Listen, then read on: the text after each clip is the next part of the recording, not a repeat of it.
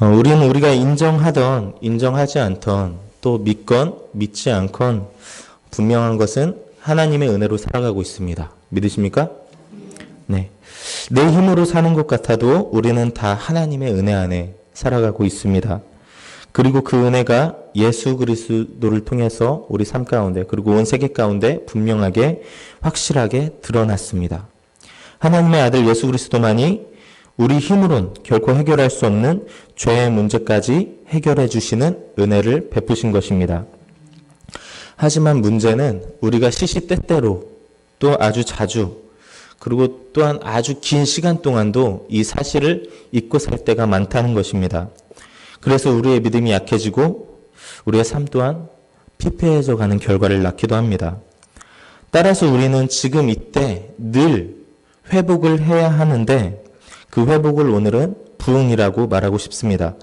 부흥이라고 하면 교회에 사람들이 많아지고 수적으로 부흥하고 누가 봐도 저게 부흥했다라고 하는 그 단어를 우리가 먼저 떠올리게 되는데 사실 이 부흥은 다시 살리시는 역사로 보아야 맞습니다.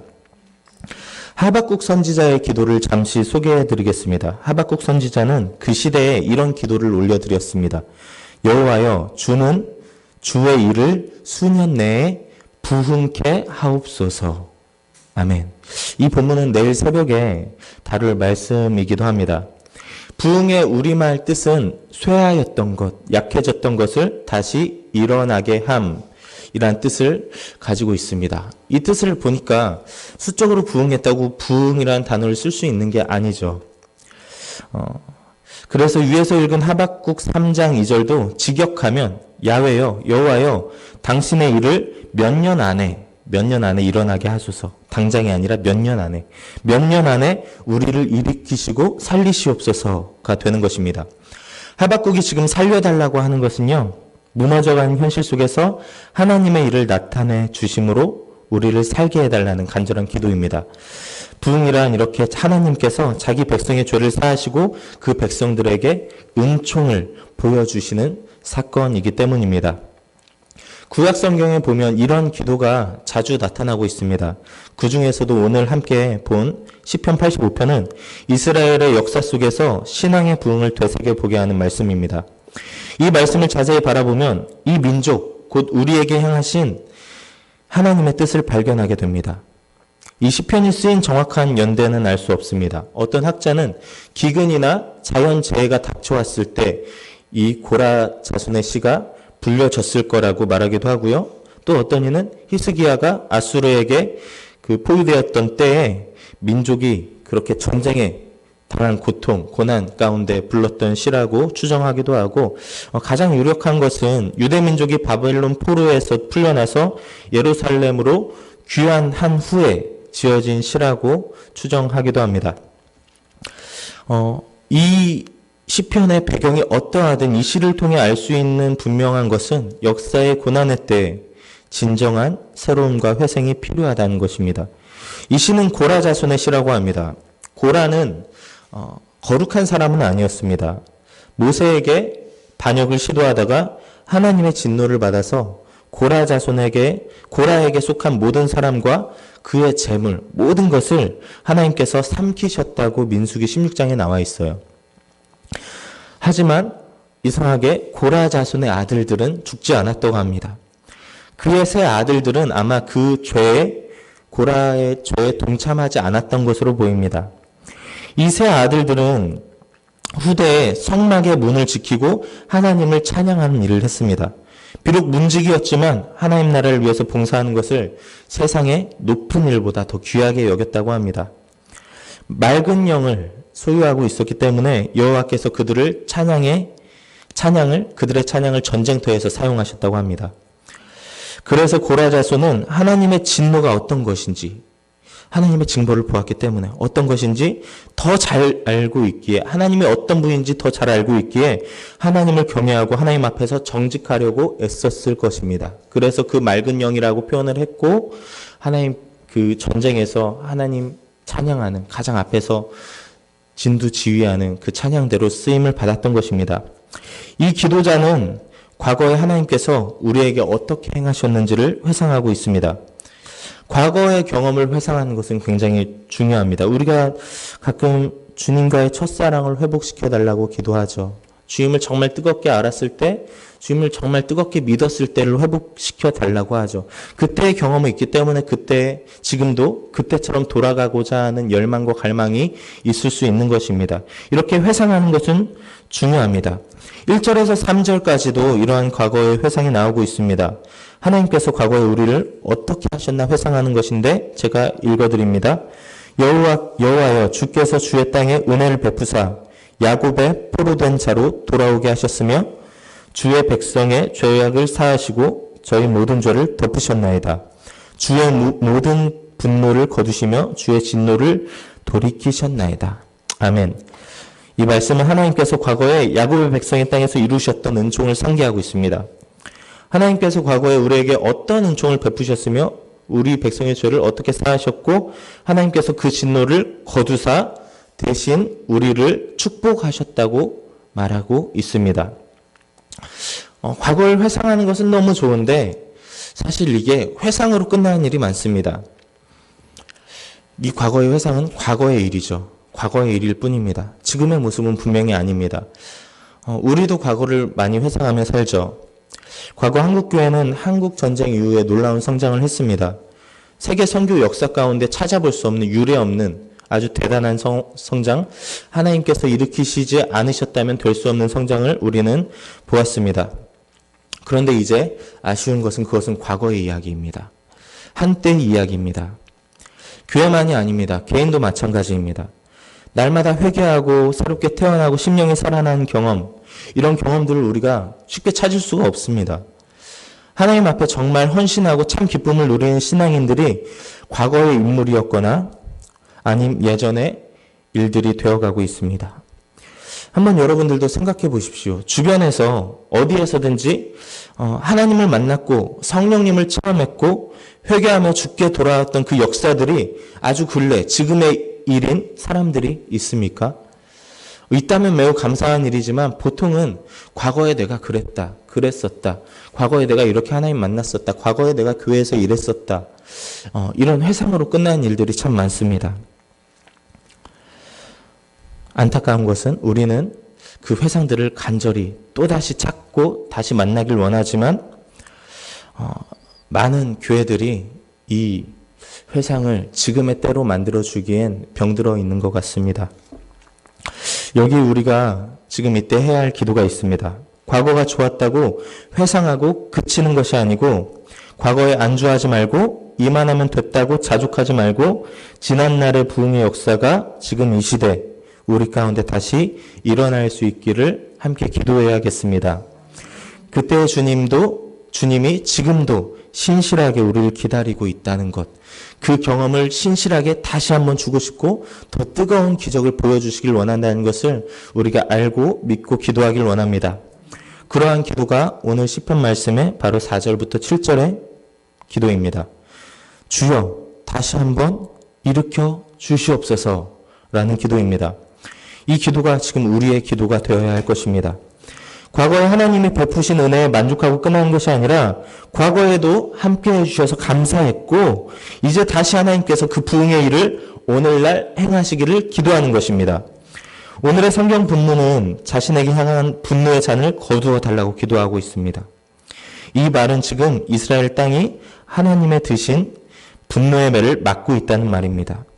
그래서 이들은 기쁨이 없는 삶을 살고 있었을 것입니다. 불안한 삶을 살고 있었을 것입니다. 그 이유가 무엇입니까? 그들이 저지른 영적인 타락 때문임을 암시하고 있습니다. 그렇습니다. 진정한 부흥은 회개로부터 시작됩니다. 그래서 오늘 설교 말씀의 제목이 돌이킴으로 시작되는 진정한 부흥인 것입니다. 요즘엔 회개가 정말 없습니다. 사람과의 관계에서도 그렇습니다. 섭섭한 것만 알고 속상해하지 자신의 실수나 부족함, 죄와 허물은 오히려 감추거나 생각조차 하지 않고 남 탓을 하기 일쑤입니다. 주님과의 관계도 그렇습니다. 오죽하면 요즘 이 설교 강단에서 또한 찬양 인도하는 자리에서 회개합시다, 회개하십시오. 주님 앞에 회개하며 기도합시다라는 말이 이 성도들에게 불편하게 들린대요. 그래서 이 목회자들도 회개하라는 이 권면을 꺼려하거나 잘 건드리지 않는 그런 부분이 있습니다. 헌금 설교를 굉장히 불편해하잖아요. 그와 같이 이 회개의 문제도 당연한 건데 회개하면 주님께서 우리를 다시 찾아주신다는 것이 진리인데도 불구하고 이 회개라는 말을 잘 하지 못한다고 합니다.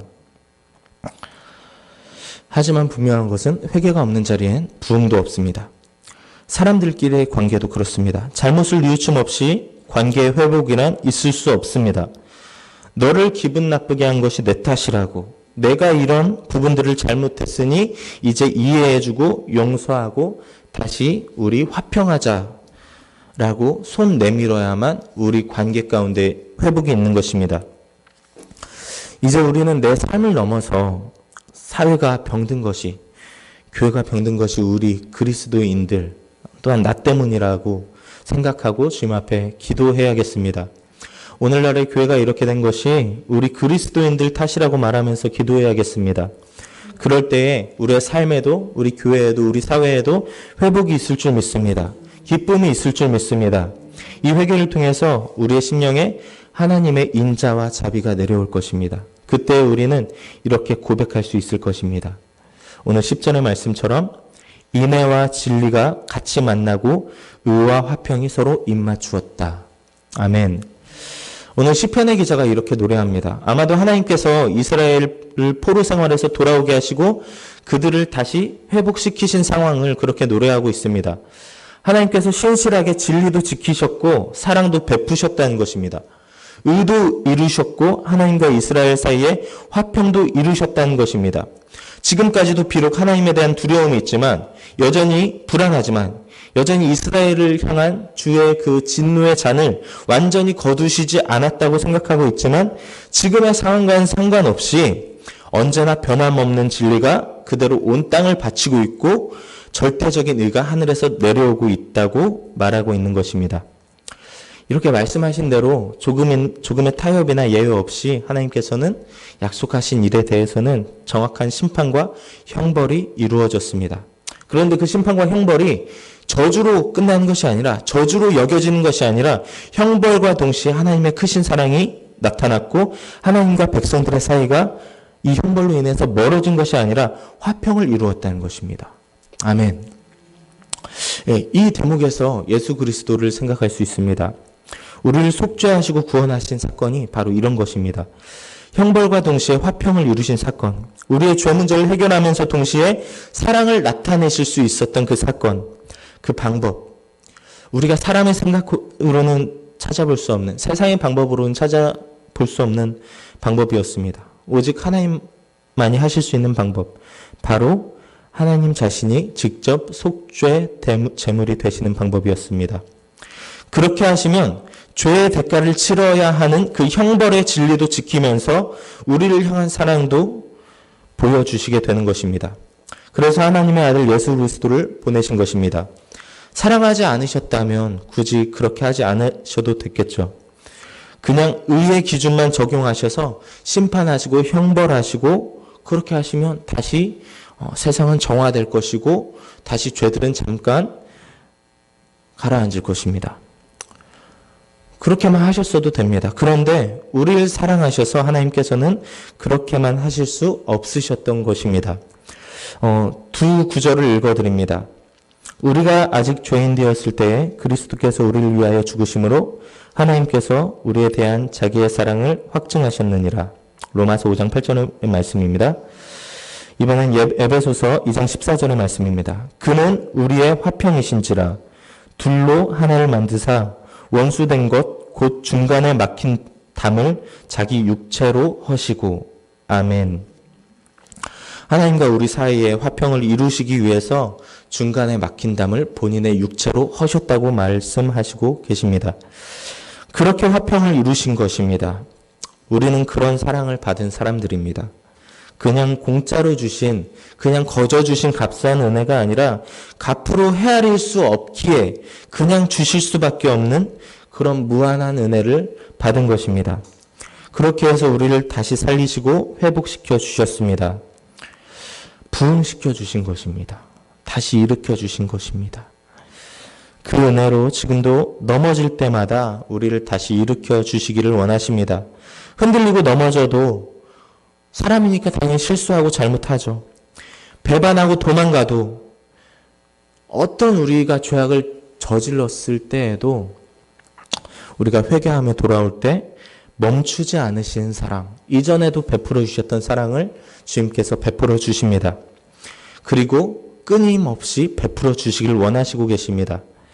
그렇게 했을 때 나오는 그 결과가 바로 부흥입니다. 이 부흥은 우리가 돌이켰을 때 시작됩니다. 다시 말씀으로 가서 이야기합니다. 시편 기자, 그러니까 오늘 이 고라자손의 이 시는 간절한 기도 후에 8절을 통해서 하나님의 약속을 기대합니다. 그 약속은 바로 우리가 자주 쓰는 인사죠. 샬롬입니다. 화평. 이어서 이 화평을 주실 주님이시니 다시 망령된 대로 돌아가지 말지어다 라고 말하고 있습니다.